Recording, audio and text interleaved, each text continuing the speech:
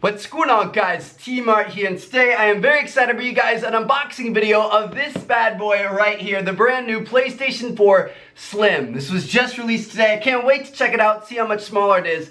And I'm excited because at the end of the video, one of you guys is gonna win this thing, so stick around. Now, I'm calling this thing the PlayStation 4 Slim because it's slimmer than the original PlayStation 4 console, and it's a way to distinguish it. But the official name is actually just the PlayStation 4. This is the new base model PS4. It came out today. It was $300, and you guys can see it's got 500 gigabytes of storage, as well as it comes with Uncharted 4 if you get the bundle edition, which is kind of cool. So let's go ahead and get this thing open, and we're going to see what they've changed. There are a few changes that they've made to this thing apart from just the size, but the question is that worth it? And that's what we're going to be taking a look at today. So you guys can see we've got a box within a box, and how are we? I think there's just, I'm going to try to open this really nicely because eventually this thing's going to be going to one of you guys. Usually I kind of tear into this stuff, but there's one specific reason why I don't want to keep it for myself, and we'll talk about that here in a second. So once we get inside, we are going to pull the console out.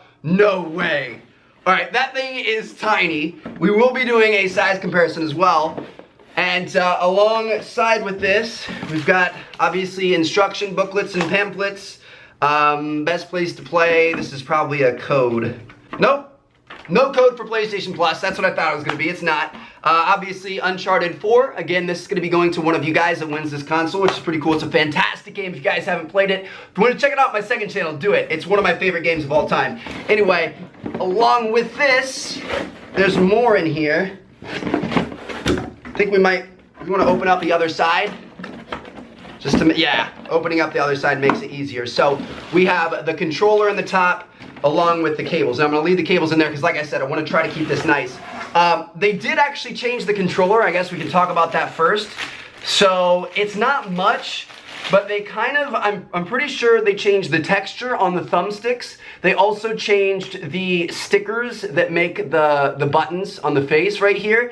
And then they also moved the light bar, so you're now supposed to be able to see the light bar not only on the top of the controller, but also up here, where you can actually see it when you're playing. So you don't have to tip it up to see what color you are, what player you are, which is kind of cool. But apart from that, it's the same controller, just a couple of little different changes. Now, getting into the console itself, this is what everybody's gonna wanna see.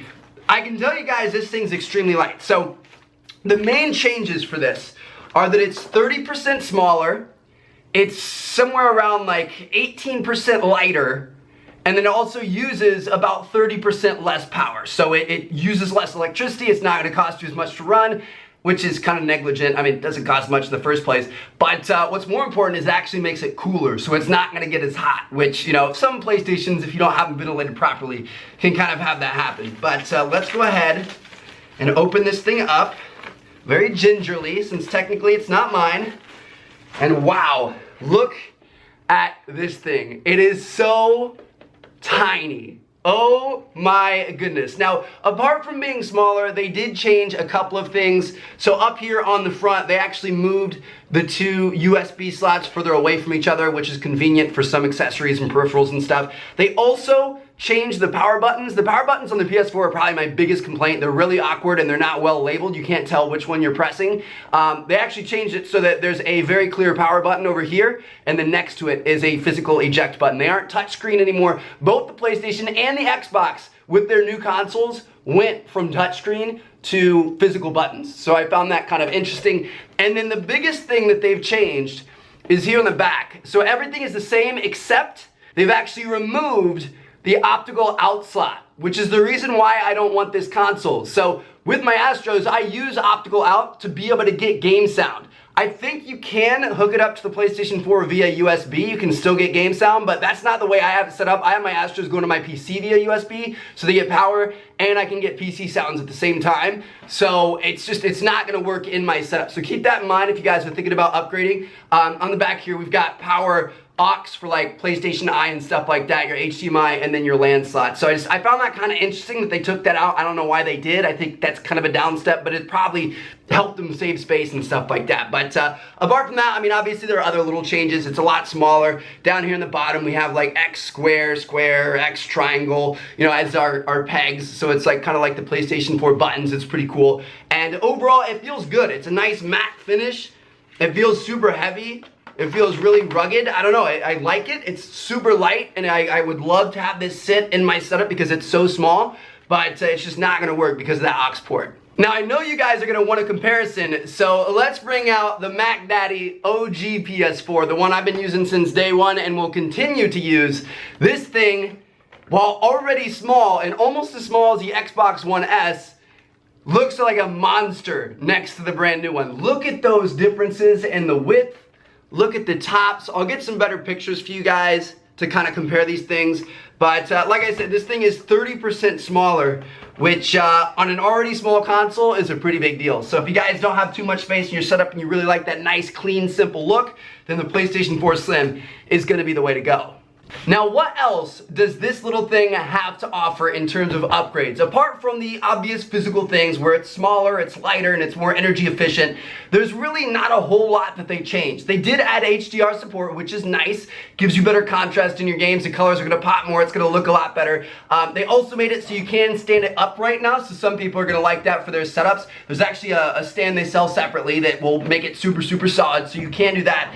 But apart from that, and the little changes on the controller, there's really not much. And honestly, I wouldn't upgrade to it, especially if you already have a PlayStation 4. And the reason why I say that is because the PlayStation 4 Pro is coming out in November. So this is $300. The Pro is going to be $400. So it's $100 extra, but for that $100, you get a much more powerful console that's designed with 4K gaming in mind and 4K Netflix and Hulu and everything else like that. And it's optimized for PlayStation VR, which is going to be awesome. So if you're interested in 4K, if you're interested in a more powerful console and you're interested in VR, I would wait until November. If none of those things really matter to you and you really want just something nice and small, then I guess you could go for this thing. It's definitely an upgrade. It's just not quite the upgrade that the Pro is going to be. So there you guys have it. I hope you guys enjoyed the video. Thank you guys so much for watching. Now, let's talk about how you can win this thing. I'm gonna keep it super simple and do it like just about every other giveaway that we do on this channel. It's gonna be through Gleam. So the first link down in the description is gonna be the Gleam link.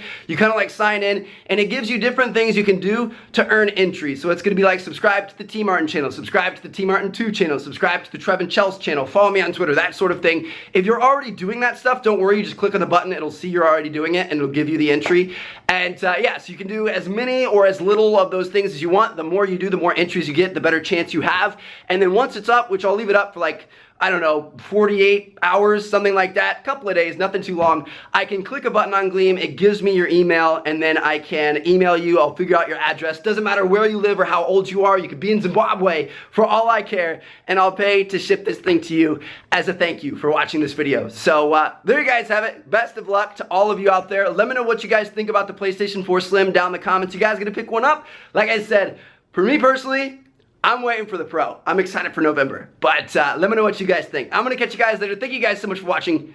Peace out.